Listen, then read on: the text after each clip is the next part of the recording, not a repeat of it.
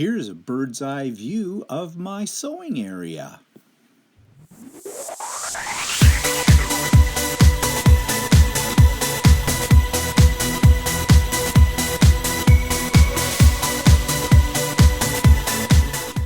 Good morning, everybody. It's Stephen here for the Bland Designs and the Idiot Quilter. This is vlog number 253, and it's February the 14th, 2022.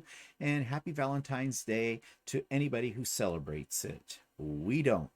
Bah humbug. Anyways, let's jump right in. Oh, yes, and it is day 707 of COVID. Okay, jumping right in, let's go to what I have been working on. Now, this you have seen before, but I have a little story to tell you about it. And it is the semi-bar, the Bargello that went somewhat wrong, but it is now completely finished. I have it quilted, I have it bound, and this is what it looks like. And I'll just show you what the backing fabric looks like, and that's my backing fabric. Kind of wild, kind of fun. I kind of like that. And you can see my quilting on the back of this, and you know how I have a tendency to try and use a color that blends in more. Well, I really tried this time not to do that, so I used a bright yellow, and it shows up on the front very nicely. And this was a pantograph. I wish I could say that I did this completely free motion, but I did not. I used a pantograph for it, which is essentially just tracing a pattern onto it. But I'm really happy with the way it turned out, even if it gave me a lot of problems. But it did give me one more problem. After I wash the quilt, I always wash my quilts after I'm finished with them. And the colors did not run, but I throw in a color catcher to make sure of that.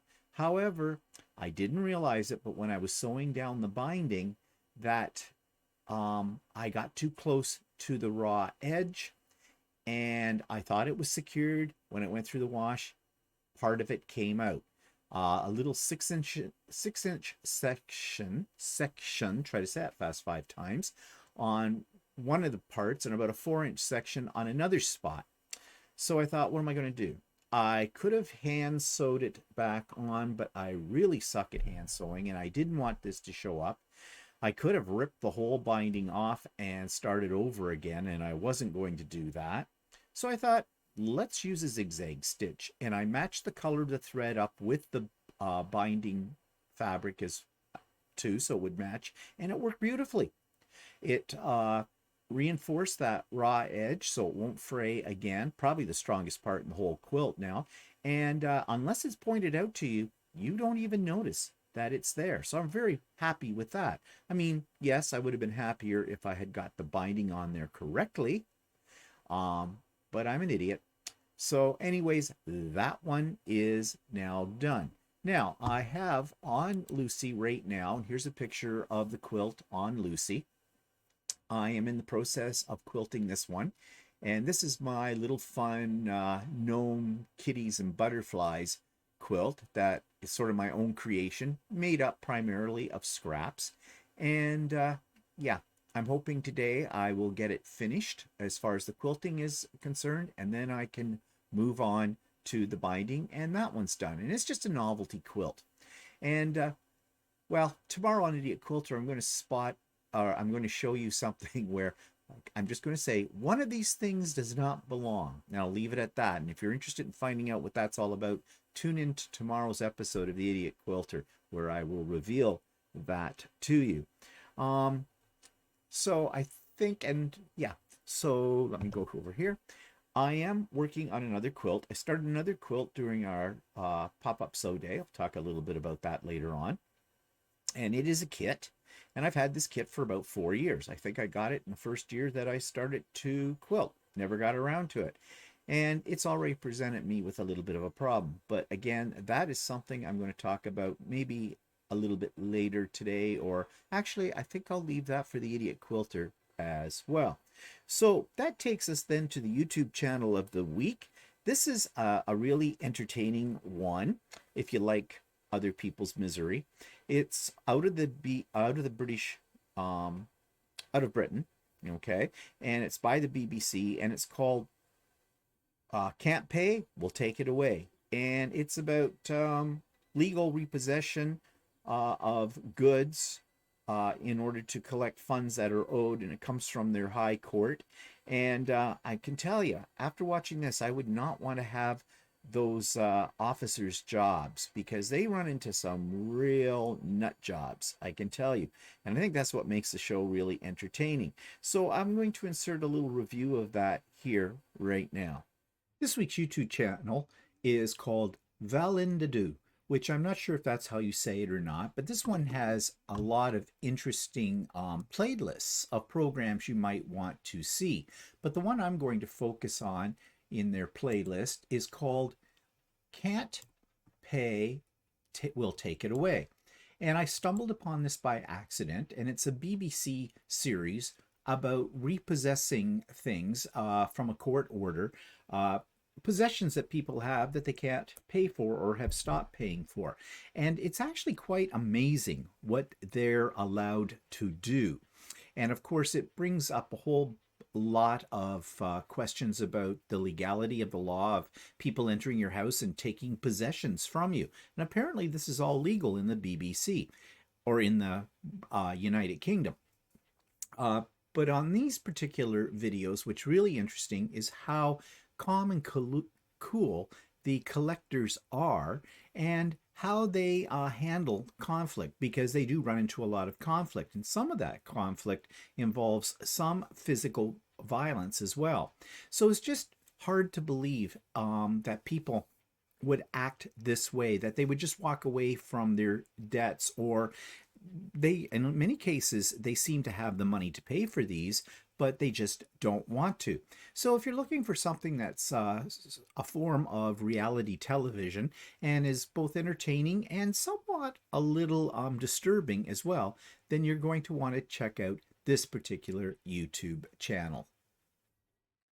So you'll find the link for that in the show notes below. You'll find the link for Stephen and Walter live as well. And Walter was getting a little perturbed with me because I kind of went on a little bit about the whole trucker situation that's happening here in our country.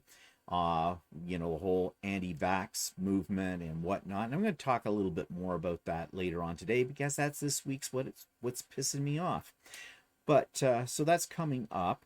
You will find a link to the Idiot Quilter, episode 153, Gnomes, Kitties, and Butterflies, I call it. And you'll also find a link to an interview that I did with Chaunda Counts as well. And that's my last interview right at the moment. I'm looking for more people to interview, so please consider being interviewed by me. And there is our latest So Chatty, episode 47, and somebody wanted to know how you get embroidery files from a website onto your embroidery machine, which is something we just take for granted, but some people do struggle, especially people who are just getting into machine embroidery. So we do a fairly extensive discussion about how that works. Okay, and that takes me now to looking out my window. And here's the view this morning. This was taken at 7:33 a.m. Eastern Standard Time, and it doesn't look that much different from last week's picture. Now, there is a little less snow because we really haven't had any significant snowfall since last week. So things are melting, but it has been very, very cold. Today, it is minus 18 as I'm recording this. That's minus 18 Celsius. That is roughly in Fahrenheit, about 6 below zero. So it is a bit frosty out, but you can see we haven't had any new snow. The days are slowly getting a little longer, so 7:33 last week, it wouldn't have been quite this light out yet. So yeah, we're heading towards spring, but it's going to be a few months yet before we really can say we're having spring weather. And it is February. February is usually a very unstable month. It can be warm, it can be very cold, we can have absolutely no snow, we can have a ton of snow. So, you know, heaven only knows what's on the horizon. So that takes me to what's pissing me off this week. Same thing as pissing me off last week. It's been pissing me off for about 3 weeks. And it's those stupid truckers who are protesting in Ottawa, in Toronto, in Windsor. They're tying up the bridges. And our government doesn't seem to be doing a heck of a lot about it. And they've been joined by a bunch of anti-vaxxers. And now they've been joined by a counter-protest movement of people who are against the anti-vaxxers, who are supporting the government. It is a bloody mess. And I am so embarrassed to be a Canadian for so many reasons right now. I just want to take my head and bury it in a hole. Because, as you've heard me say before, this is not typical Canadian behavior. These people are not us. We don't do that. Yes, we have protests in this country. And yes, it is allowed in this country to have protests. And our government doesn't usually interfere in protests unless they get violent. And 9 times out of 10, they are very, very peaceful. I have been part of protests in this country before. I have marched on Queen's Park, which is the seat of our government for the province of Ontario. I have done that. I have carried a sign.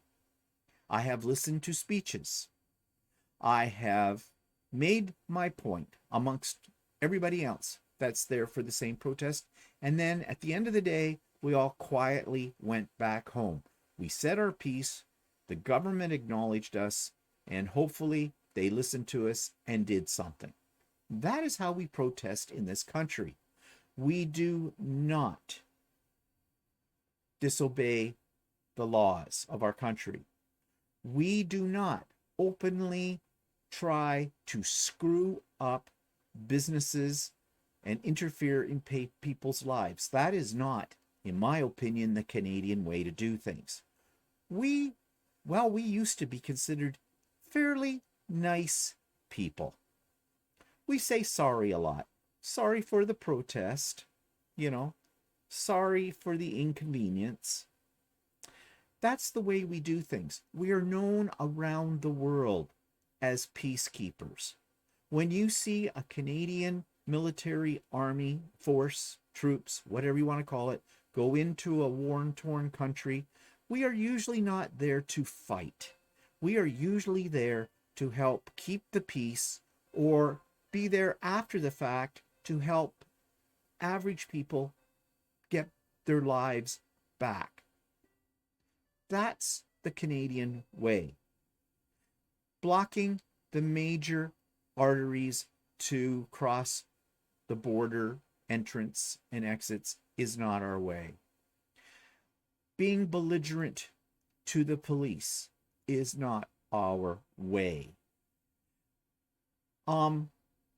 Being openly defiant to all of the laws and to demand that our Prime Minister resign and to suggest that as protesters we can take over the government.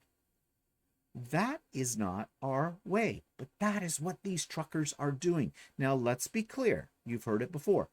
This is not a majority. This is a very, very, very tiny minority of truck drivers.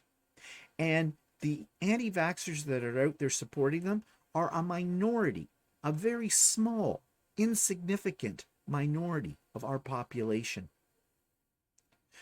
But our government, and so I'm embarrassed that we even have this small minority doing what they're doing right now. But I'm even more embarrassed that our Canadian government at all levels, federal, provincial, and municipal, have done nothing. Nothing. Okay, I get it. They're hoping this would go away. They do not want to send in the military or huge numbers of police force because they don't want to incite violence. Because this group of yahoos that are protesting are a violent lot. I mean, you saw them carrying Confederate flags, like, duh, get your history right. We're Canadian. We didn't have a civil war, never had a Confederate flag. And even worse, swastikas, swastika flags. Oh my God. That is definitely not Canadian. I am so embarrassed. That is a hate crime. That is discrimination. I mean, that word doesn't cover it. That's too mild a word to use with people who are, white supremacists toting, neo-Nazis. Really. I mean, there's no need for that at all. There's never a need for that in any situation anywhere in the world. But definitely is not something that is Canadian. And our government is sitting there waiting and hoping it would blow over. Well, it's been 3 weeks. It hasn't blown over. Of course, they blame each other, which is another embarrassment. The federal government says it's provincial jurisdiction. Provincial jurisdiction says it's federal jurisdiction. Municipalities are fighting with the province and with the federal government about who's going to do what. Who's going to supply the money to bring in more of the military or more of the police force? Who's going to pay for that? Everything always comes down to the almighty dollar, doesn't it? As well. Nobody wants to step up, have some balls, and take leadership here. I am very, very disappointed in Justin Trudeau right now. I support him fully. I think he's done a wonderful job through this pandemic. He's done a heck of a lot better job than his provincial counterparts have, including our Doug Ford, Premier of Ontario. They have all been lackadaisy, to say the least. They've done nothing. They only care about how they will be seen in terms of their next election to keep their cushy jobs. That's it. Trudeau is damned if he does and damned if he doesn't right now. He's going to ruffle some feathers somewhere, no matter what he does. He's just hoping it will go away. But I think it's come to the point where he's going to have to act. And this is really going to reflect on his ability to lead this country. And I'm sure he is quite aware of that. And he's probably in consultation with his cabinet about what the best course of action is to take right now. But something has to be done. This cannot go on. What I say to, send in the military, get out your zip ties, put them on the ground, put their hands behind their back, put those zip ties in and throw them in the clinker and fine them to death. Throw a few of them in prison if need be. Let's have some guts here and do this. But no, that's not happening whatsoever. Meanwhile, people can't get across the bridge. And when I say people, I mean businesses. The 90-some+ % of truckers who want to do their jobs can't. Our store shelves are being affected. Our lives are being affected by this because of a few, very few yahoos. I'm just embarrassed. The whole thing should never have come to this in the first place. The other thing too is, which a lot of people don't know, is this is being incited by political interests. And the political interest, some of it is coming from south of the border, from the States, from the yahoos in the States. The same ones that stormed the Capitol a year ago. That group in there. Like, stay out of our country, okay? You do what you need to do in the States. That's your country. That's your business. You stay out of our business. But we have stupid people here in Canada who are very easily led by these assholes. So yeah, I'm embarrassed to say I'm a Canadian. I want to just apply for immigration right now to Australia. I am hoping that our leaders grow a pair and start to take action and get rid of these yahoos. Bring us back to the new normal that we've been living with for quite a while now during this pandemic. Get rid of these assholes, because that's what they are. I had somebody try to make a comment on last week's YouTube, which was somebody that was not a regular subscriber. It was somebody going on anonymously, and there's all the trolls out there, as you know. Well, I have the power of the delete key, and I did. And I used it, and I reported them as harassment. Not that YouTube does anything about that. But no, you're not getting away with that. No. And one other aspect in our society that is affecting this as well is the media. The media is giving this a lot of coverage. And of course, the media sensationalizes everything and blows things out of proportion. And they're doing this because it brings on great ratings to television, and it's just feeding into this group of yahoos. They want the media coverage because, you know, there's that old saying, there's no such thing as bad PR. And that's what they're feeding into, and the media is allowing them to do so. You know, that's something else that needs to be controlled a little bit more. Now, you know, it's a slippery slope when you start getting into trying to control the media at a government level, because then that becomes a form of censorship, right? But nevertheless, they are putting fuel on the fire as well. So I'm embarrassed by that, because Canadian news media used to be fairly reliable. Well, if it bleeds, it leads, is what their policy is now. You know, they want to go for sensationalism, for the tabloid reporting kind of a thing. So, yeah, I am not a happy Canadian right now. I'm an embarrassed Canadian. And I'm hoping that, and it's going to take some time, that when this is all over, and it will be over, that we can redeem ourselves as a country, as citizens, as human beings to the rest of the world, and continue to go out there and do what is Canadian, and that is to support and help others who may be in conflict or in struggling in the world.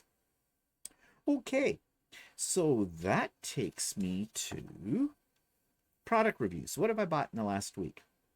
Well, I bought a Quilt Path. I've mentioned this before. That's the computerized system that mounts onto my long arm machine and essentially does the quilting for me. It does a lot more than just that, as I have found out as I explore YouTube videos about this device. It's an expensive toy. I just dropped $13,600 Canadian on this. When am I getting it? Not for probably about 8 weeks. It may come sooner than that, but that's what I was told by the company. They told me a similar thing when I ordered my Lucy long arm from them. This APQS is the company, if you're interested. And it came a lot sooner than that. So, but it's okay. I can wait. I have patience. But it is now paid for. And yeah, and I'm looking forward to getting my hands on that. And I'll talk a little bit more in more detail. There were some things that I think people should know about APQS as a company, which are positive, very positive, okay? But that I think I will save for the Idiot Quilter episode. I did buy more 3D printer things. I needed more filament. I've got a shipment of filament coming this week from BC, from my favorite filament company, M3D.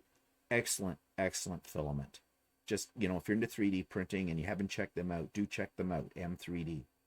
I ordered some extra nozzles because, you know, I like to have spare parts. And anybody who's just getting into 3D printing, your nozzles will not last forever. So it's a good idea to go probably on Amazon and get yourself a supply of nozzles. They're not that expensive, actually.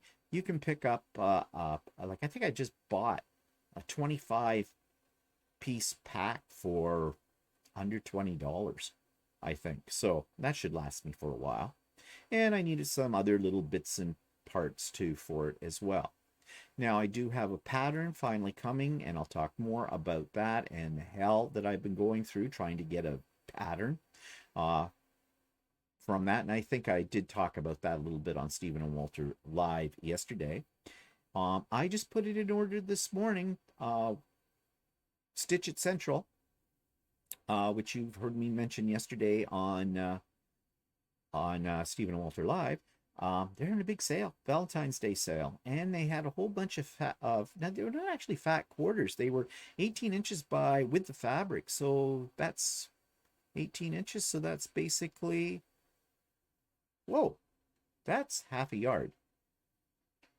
I'd like to say a meter, but it was in inches. So yeah, that's half a yard for $4.99. Batiks, yeah, that's good. So I ordered a bunch of those. And I ordered a few other things from them as well. They always get me. They said if you had an order over $100, you got free chocolates and some free gifts. They got me at chocolates. So that's coming, and I'll probably share that with you. I don't know if I'll get it by this time next week. I'm hoping I will, but we'll see. Okay, so what else? Well, on the 3D corner, I have been busy making things as well. And I'll just show you. Of course, you know I'm into gnomes. So this is a 3D printed, some gnome art. They call it two-dimensional art. There's lots of these kind of things out there, and I guess, you know, you can make them in as big as you want, do them in pieces, and put them on your wall. But of course, this was gnomes, and well, I had to have it. It's not a perfect print. There's some problems with it, but that's okay. And I just hung it on one of my cabinet doors, and yeah, there it is. The other thing was this. Mona Lisa. Well, a version of Mona Lisa. She's resting her arms on a pedestal and the whole bit. I thought this turned out really nice. It looks like stone. It's not. It's marble filament, so it's plastic. Somebody asked me yesterday when I showed it on Stephen and Walter Live how much it weighs. It weighs next to nothing. But it does look very, very solid. And the detail is really good in it. Few little problems on the printing with it. Got a couple of little marks here. Let's see. On her face. You know. So she's got a bit of a complexion problem. But overall, I was really pleased with how this one turned out. This was a very well designed model. So it sits with my other marbled. I have a little gallery of marble, and I think I showed that last week, of marble figurines. Well, plastic, but they look like marble. So what am I printing now on the 3D printer? Well, right now as we speak, I'm printing shoes. Yes, shoes with socks. They're kind of cute, and they're printing really well, and I don't know what I'm going to do with them. You could actually use them the way they're designed, and I'll show them to you next week as pen holders. I'll probably make them into pin cushions. You know me and pin cushions, right? But anyways, again, just having fun with the 3D printer. Okay, so that takes me to a blast from the past, another video in my series of trips, of our trip videos from the past to Australia. This is the second part of Melbourne Day 3. First part of that one was the art galleries that we went to. Well, that night we had a really unique dining experience.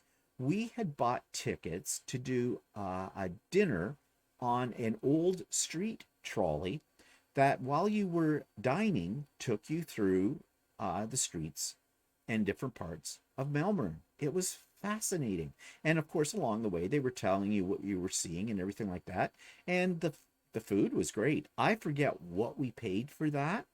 I don't think it was unreasonable, given the kind of venue that we were on, but definitely a very unique dining experience.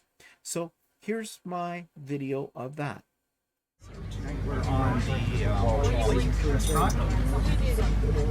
Which way? Oh, quite busy. Yeah.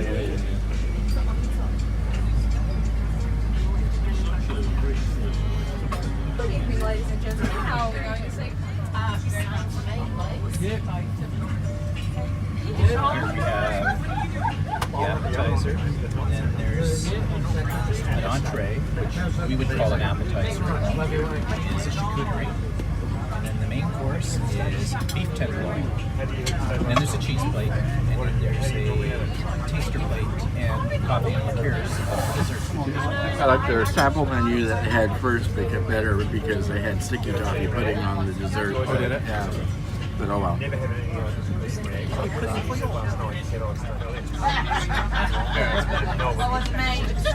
Okay. Say something intelligent.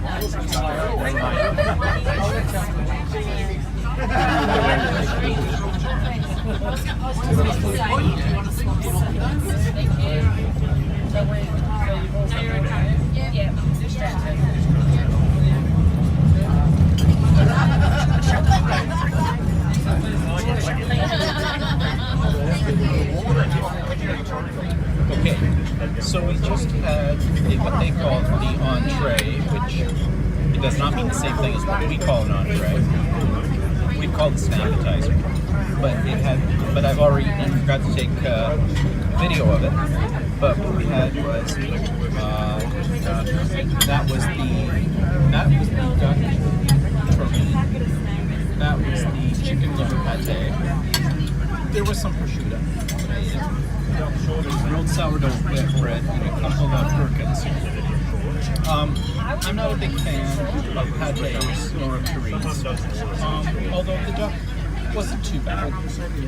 And the other choice was salmon. So The other choice was salmon. We don't like fish, so. But I mean, it's something a little different. It's not something I would, if I had a choice to order out somewhere, I would order it. Also, I find duck very rich, so, but still, the presentation's very nice. And while we're still munching on this, here's sourdough bread that's grilled. And we both got that's probably the best part. yeah, and we both got the beef tenderloin. Okay, sorry, I already started eating before I forgot to turn on the camera, but what we have is a beef tenderloin done medium rare, or done rare, what it said, Medium rare. medium rare, with garlic butter on the top, and au jus wine reduction au jus. Scalloped potatoes done in that firm style. And beans. And actually, it's very tasty. Are you liking it? Yeah, that's good. Walter says, yeah, it's good. So it's got the seal of approval there. So yes, it is very nice. Okay, this time I didn't forget to take a picture of the next course that we haven't eaten yet. This is the cheese tray for 2 people. That's a usual piece of camembert or maybe green. Yeah, that looks yummy. And I have something called AEAF lock-on. I don't know what that means. Okay, so now we've had a 10-minute... Okay, you don't want to do that. That's on the video. Stop it right now, and it's in the dark. I'm Okay, so we have this 10-minute stop here. He said it's hard 6. And I guess I go up for a cig break or whatever, and it's dark, and there's nothing you can take a picture of. So we're not doing that. I'm just trying to take a picture and think, why? I asked, what are you taking a picture of? There is nothing. No, I know people standing around outside. Yeah, okay. Whatever. So now we're on the dessert course, and it's a lump of something, and it's a black lump of something around. I'm not sure what these are, but they're probably delicious, but I am so stuffed. Of course, welcome's right into it. Aren't you enjoying that? What is it? Panna cotta. Panna cotta? Yeah. Sort of like creme brulee. What's the brown one? It's an orange something or other.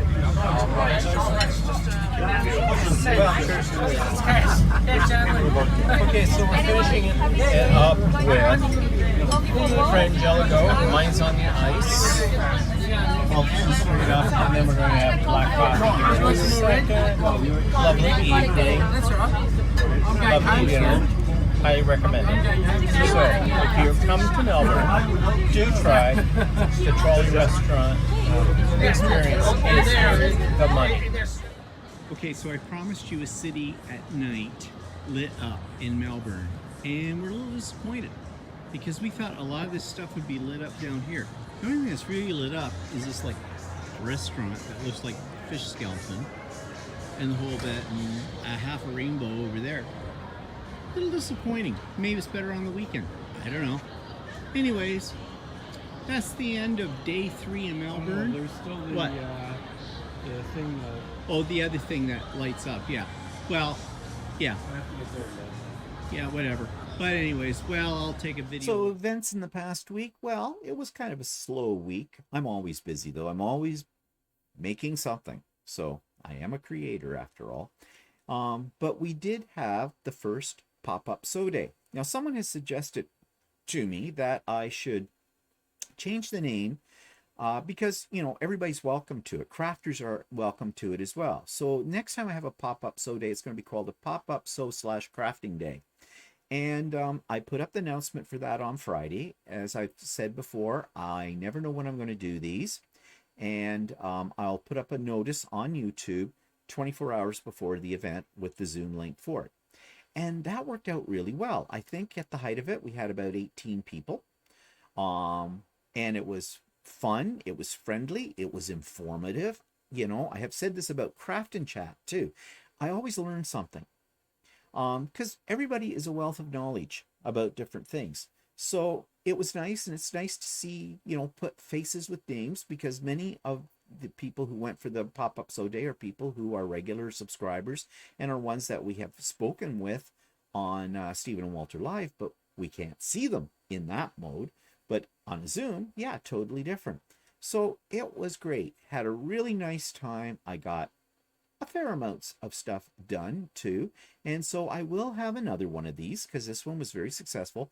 Not for a couple of weeks, so just watch this space for an announcement. And as I said, I will only put the announcement up 24 hours before I'm having it. That's why it's called a pop-up, because you never know when it's gonna pop up. And yeah, depends on how bored I am. It'll always be either on a Saturday or a Sunday as well. Because I'm hoping to get some individuals who can't make the crafting chats when I do those once a month because they're working or whatever, but they may be freer on a weekend. So that's why pop-up sew days will usually be on a weekend. There could be a possibility some of them might be during the week, but I'll try and keep it more to the weekend so, you know, other people can have an opportunity, if they so desire, to be part of it. So yeah, I was very, very pleased with the success of that. Okay, so let's see what else. My friend, our friend who we've been, you know, sort of taking under our wing now. He's out on his own kind of a thing, and, you know, making sure that his life is good, helping him out. So he was here for dinner on Thursday night. He brought over his laundry because I told him to, and did a couple of loads of laundry while we had dinner. And I just made an Indian dish. I did tikka masala, and I made lots of it. So I sent home leftovers with him that he can either freeze or, you know, eat whenever he wants to. Hopefully before it goes green in your fridge. Ask me how I know. And yeah, and we watched a movie, and we also stocked them up with some staples. When we were doing our grocery shopping, we picked up some cans of, you know, soup, some pasta sauces, some dry pasta, some rice, and a few other things, and a thing of cookies and whatnot, you know, just to get him a good start on his, you know, pantry shelf kind of idea as well. And I gave him another quilt. You know, I gave him one quilt that I made as a housewarming gift, but it's only a lap, and I thought he should have something for his bed. So I gave him my Nine Sisters quilt, which I had shown on the Idiot Quilter and probably on here some time ago. And I figured, you know, really, I have all these quilts. I'm never going to use them. I might as well start giving them away. And this is good. I'm getting more into the mindset that these need to be given away to people. They have to be quilt-worthy people, but nevertheless, give them away. So he seemed to be very happy with that as well, so I'm very pleased. And this week, I think we're going to go over, and we got him some living room curtains and some bedroom curtains. We originally were going to get some fabric and make them ourselves, but, you know, we looked around, we priced it out, and believe it or not, if you count in your time, it was a little less expensive to actually buy what we bought. I mean, we didn't buy the most elegant ones in the world. We bought fairly, useful ones. They will serve the purpose they're intended for, and they also look nice as well. They're not crappy. So, anything beats the green garbage bags he has over his bedroom windows at the moment. So we're going over there on this Thursday night to put them up. And when I say we, I mean Walter and my friend, because you know me, I'm not good with tools. And we're thinking of picking up a family pack of Swiss chalet chicken on the way over for dinner. And again, my idea there is that there'll be plenty of leftovers for him as well. So, yeah. Can you adopt an adult and then write them off as a dependent on your income tax? Probably not, but that's okay. It makes me feel good that I'm doing something for somebody who needs a helping hand. I'm at that point in my life where I have the means to do this, so I feel that I should. Because you get out of life what you put into it, I guess. And I know that I could be donating things to other charities, but those are faceless to me. And when you donate to charities out there, you don't really know where your donation is going in a lot of cases.